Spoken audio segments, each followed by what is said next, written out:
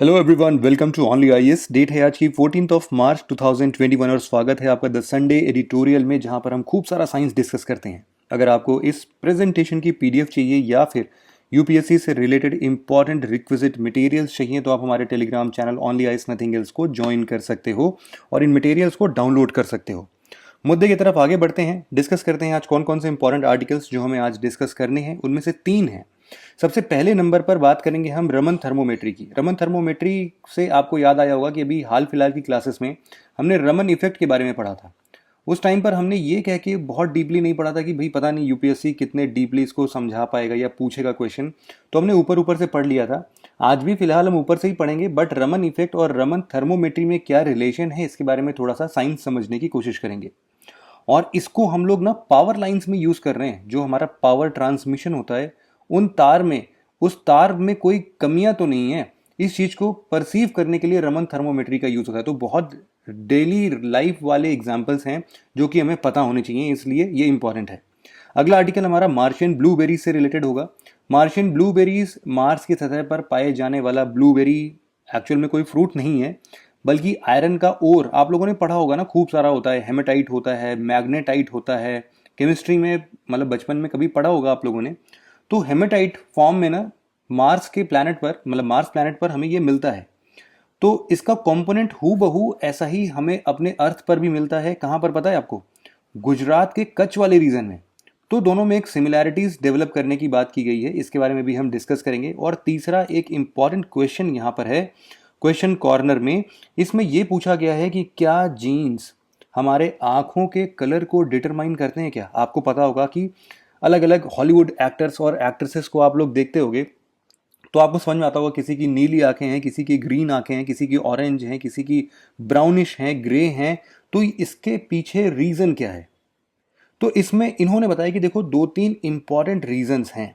उन 3 important reason पे UPSC question frame कर सकती है कि which of the following statements are correct with regards to that they can determine the eye colour. तो उसमें सबसे पहला स्टेटमेंट जो आता है सही वाला, वो आएगा कि देखो मेलेनिन जो होता है ना हमारे आंखों के अंदर, आयरिस, आयरिस में ये जो गोला गोला ये जो शेप होता है ना, ब्लैक, ग्रीन, ऑरेंज, जो भी आप देख रहे हो, इसको हम लोग बोलते हैं आयरिस।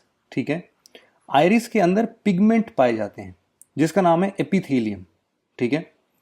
और एपिथेलियम ब्राउन आइज या ब्लू आइज के लिए रिस्पॉन्सिबल है। साथ ही साथ यहां पर मेलानिन के कुछ फॉर्म्स होते हैं। देखो मेलानिन 2 फॉर्म में यहां पर लिखा हुआ है, एक है यूमेलानिन और एक है फेयोमेलानिन।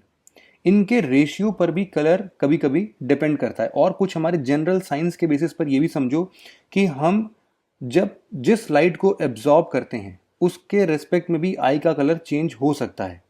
तो जो लाइट एब्जॉर्ब कर रही है हमारी आंखें, जो आइरिस एब्जॉर्ब कर रहा है, उससे भी आई का कलर चेंज हो सकता है। तो इट मे बी पॉसिबल कि आप अपने आंखों को काला समझते होगे, लेकिन जब आप उसमें पीली रोशनी टार्च के जैसे जला के शीशे में देखोगे ना, तो आपको पता चलेगा कि आपकी आंखें भूरी हो चुकी हैं, ब्राउन कलर की हैं।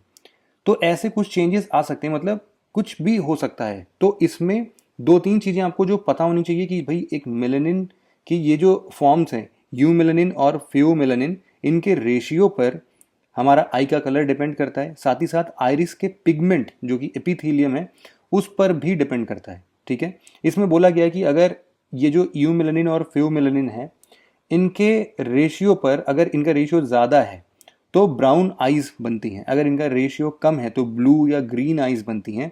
ऐसा कुछ कुछ चीज़ें यहाँ पर लिखा है। फिलहाल हमारे एग्जामिनेशन के लिए बस इतना ही चीज़ इंपॉर्टेंट। बढ़ते हैं अपने सेकेंड आर्टिकल की तरफ, रमन थर्मोमेट्री समझते हैं। देखो क्या होता है कि हम लोग अभी तक ये समझते थे, आज से 10 साल पहले की ये बात है, मतलब मेरी कहानी नहीं है, रियल कहानी है, कि एक कंपनी थी, उसने ये सोचा कि देखो हम लोग को कम्युनिकेशन अगर इस्टेब्लिश करना है तो हमें वायर के थ्रू करना पड़ेगा, और आज के एडवांस ज़माने में हमें ऑप्टिकल फाइबर का यूज़ करना पड़ेगा। ऑप्टिकल फाइबर चूंकि डेलिकेट होता है तो उसको हम लोग यूं ही ज़मीन के ऊपर ऊपर से नहीं ले जा सकते हैं, या फिर ऐसे ही कहीं पर भी नहीं लगा सकते हैं। उसके लिए हमें ज़मीन डिग करना पड़ेगा, उसके अंदर एक मोटा सा पाइप डालना पड़ेगा, और उसके बाद इसके अंदर हम लोग ऑप्टिकल फाइबर दौड़ा सकते हैं। ठीक है। इसमें आ रहा था बहुत खर्चा, लेकिन लोगों को लगा कि इससे ज़्यादा तो पता नहीं कोई और ऑप्शन है कि नहीं, क्योंकि बहुत डेलिकेट है ऑप्टिकल फाइबर, इधर ज़्यादा इधर उधर मुड़ गए तो टूट जाते हैं। लेकिन उस कंपनी ने एक और नया सोल्यूशन खोजा। बोला कि देखो हमारे पास ये जो पावर ट्रांसमिशन लाइन से तो ऑलरेडी बिछी हुई हैं, अगर हम इन्हीं के बंडल ऑफ वायर्स में एक ऑप्टिकल फाइबर भी लगा दें तो क्या दिक्कत है। नॉर्मली मान लो हम ऐसे कुछ वायर्स यूज़ कर रहे हैं जिसमें केवल मेटेलिक वायर्स हैं, पावर ट्रांसमिट करने के लिए यूज़ किए जा रहे हैं। लेकिन क्या हो कि अगर हम इनमें कुछ इस तरीके का वायर यूज़ करने लगे जहाँ पर एक सेक्शन हम लोग ऑप्टिकल फाइबर के लिए दे दें, तो कुछ जाएगा हमारा? नहीं जाएगा। लेकिन ये जो कम्युनिकेशन इस्टेब्लिश करने के लिए हम गड्ढा खन रहे थे, पूरा खर्चा कर रहे थे इतना ज़्यादा, वो करना पड़ेगा? नहीं, क्योंकि ऐसे पावर ट्रांसमिशन वाले इंफ्रास्ट्रक्चर तुम्हारे ऑलरेडी डेवलप्ड हैं। लोगों को लगा तो बहुत बड़ी बात है, करना चाहिए, बिल्कुल करना चाहिए, और हमने किया भी ऐसा। तो अब फिलहाल ये मुद्दा है नहीं अभी आज के डिस्कशन का मुद्दा ये है कि जो हम लोग ऑप्टिकल फाइबर वाला पावर केबल यूज़ कर रहे हैं ना, इसका एक और बेनिफिट है। वो बेनिफिट अभी तक किसी को पता नहीं था, ऐसे ही अब पता चला है। क्या पता चला है कि हम लोग अगर इसी ऑप्टिकल फाइबर में रमन थर्मोमेट्री का यूज़ करें ना, तो ये जो पावर ट्रांसमिशन में यूज़ होने वाले ऐसे वायर्स हैं, इनमें कोई भी परेशानी, मतलब मान लो डैमेज हो जाता है, कुछ भी हो जाता है, तो उसको बड़े ही एक्यूरेसी के साथ हम परसीव कर सकते हैं। तो ये कैसे पॉसिबल है, इसके लिए थोड़ा सा बेसिक साइंस समझना पड़ेगा। लास्ट टाइम भी हमने रमन इफेक्ट के लिए सेम डायग्राम यूज़ किया था। हमने आपको ये बताया था कि देखो कोई भी monochromatic light, for example laser light, बचपन में जिससे हम लोग रात में लोगों को डराया करते थे उनको रेड कलर की लाइट से, तो वो लेज़र लाइट एक मोनोक्रोमेटिक लाइट है। अगर हम उसको किसी भी सैंपल से पास कराएंगे या फिर किसी भी मॉलिक्यूल पर ना उसको इंसिडेंट करेंगे, तो वो स्कैटर हो जाएगा, छितरा जाएगा। ठीक है, यहाँ पर आप देख रहे हो कि चारों डायरेक्शन में छितरा जा रहा है ये। तो ये जो ट्रांसमिटेड लाइट है ये स्कैटर कर जाती है।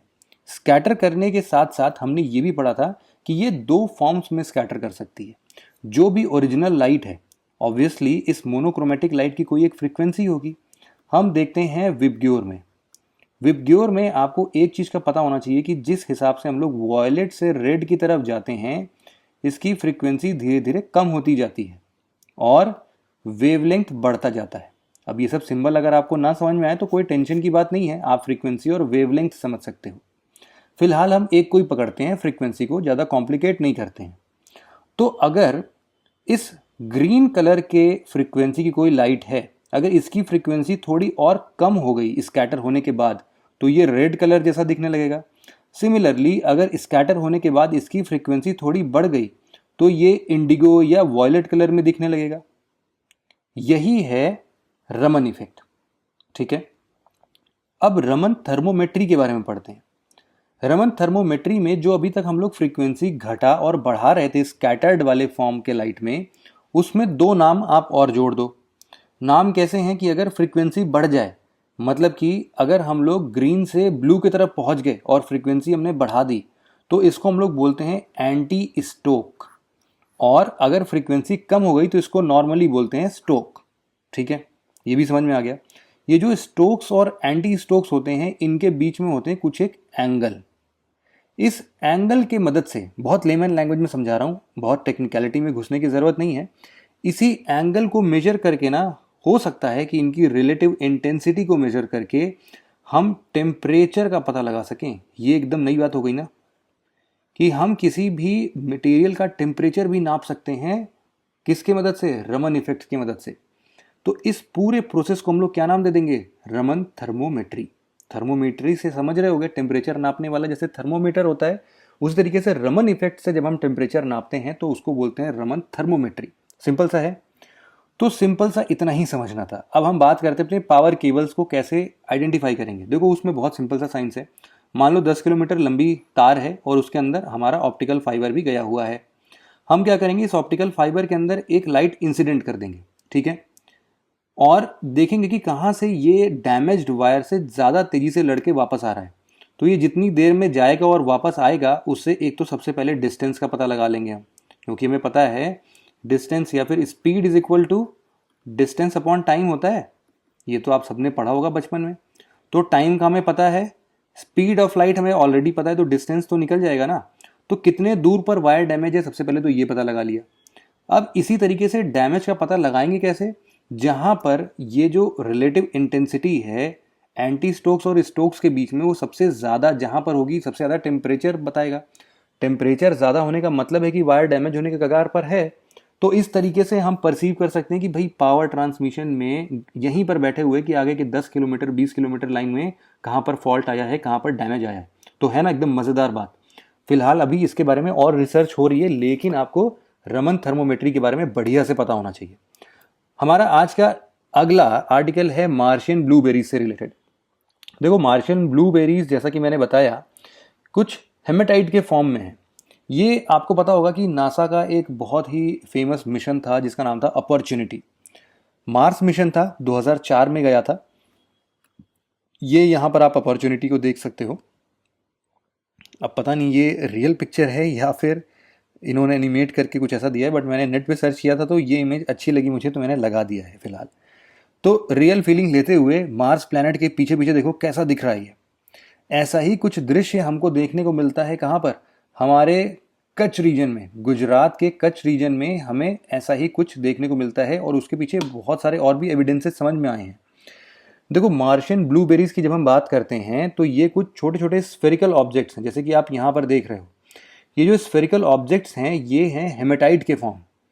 हेमेटाइट अगर इनकी मिनरलॉजी को हम स्टडी करते हैं, ठीक है, तो पता चलता है कि छोटे छोटे स्पेक्ट्रोमीटर में बांटने के बाद ये हेमेटाइट वाले कंपाउंड है, मतलब आयरन ऑक्साइड्स हैं एक तरीके से। दो मेजर मुद्दा पता चलता है। देखो अगर हम आयरन ऑक्साइड की बात कर रहे हैं, सबसे पहले आयरन ऑक्साइड का जो सबसे फेमस प्रोसेस है बनने का वो वाटर के प्रेजेंस में बनता है। और साथ ही साथ अब चूंकि ऑक्साइड है तो ऑक्सीजन के प्रेजेंट में भी तो बनेगा। ऐसा बोला जाता है कि मार्स के प्लैनेट, मतलब मार्स वाले प्लैनेट पर किसी ज़माने पर अच्छे तादाद में ऑक्सीजन होगा। मतलब हो सकता है बिलियंस ऑफ ईयर्स पहले हो ऑक्सीजन, अब नहीं है बट स्टिल होगा। और पानी के भी होने की संभावना बहुत ज़्यादा हो जाती है अब इन सब चीज़ों से।